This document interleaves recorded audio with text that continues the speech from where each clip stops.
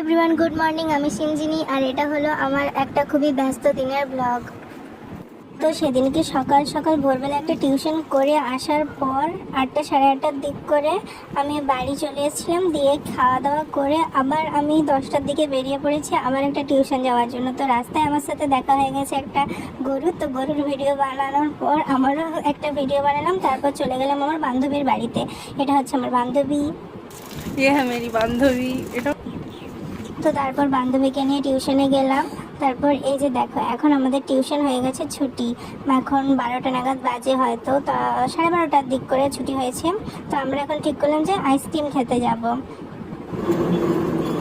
তো তারপর এই যে আমরা এখানে আইসক্রিম কিনতে এসেছি। তো ঠিক এবার এখানে একটা কুকুর, বাবরে এ আমার যা চিল্লাচ্ছে, ওকে দেখে আর ওর সাথে চিল্লাচ্ছে, ওর সাথে চিল্লাচ্ছে। তারপর আইসক্রিম কিনে নিলাম আমি আর আমার বান্ধবীরা। তো টিউশন আছে পরপর আইসক্রিম খাওয়া মজাটা একটা আলাদা ব্যাপার। তারপর আইসক্রিম খেয়ে আমি এখানে পড়ে যাচ্ছিলাম ভিডিও বানাতে বানাতে।